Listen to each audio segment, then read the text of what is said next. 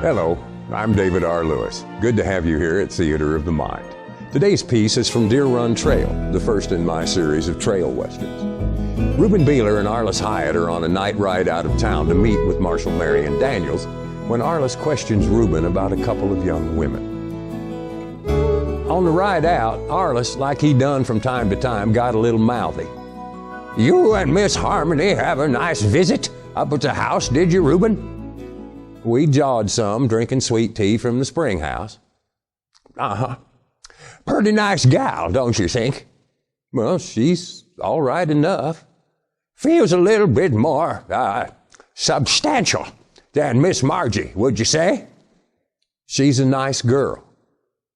"You and her get along fair, don't you?" "Damn it, Arliss, quit picking at me." "Well, I ain't exactly picking at you, boy, as much as I'm concerned about you."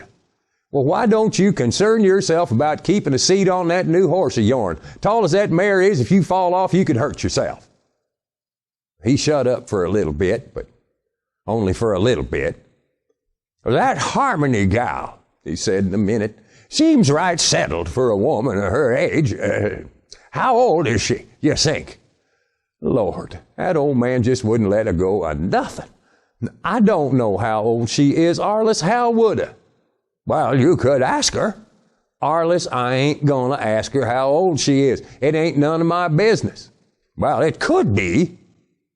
I didn't answer him back or nothing, and he shut up for about a minute. Then he started in on me again. "I bet if you was working on something and needed help, she'd be out there holding on to the end of a board for you." "Well, she might." "I bet that Margie gal wouldn't. She'd get a splinter or something she'd take to the bed for a week." "She's a sweet little girl and terrible pretty too, but I ain't got no interest in Margie." "Well, I know it." "Well, then how come you keep bringing her up?" "Just making comparisons, that's all.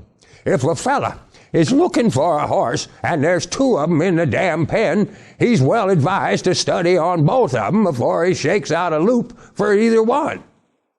"I ain't looking. I ain't shaking out no loop. I ain't in the middle of the market for nothing."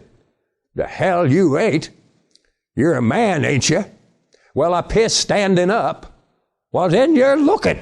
I ain't talking about homesteading and growing up a passel of young'uns. I'm talking about looking." "It's hard not to look."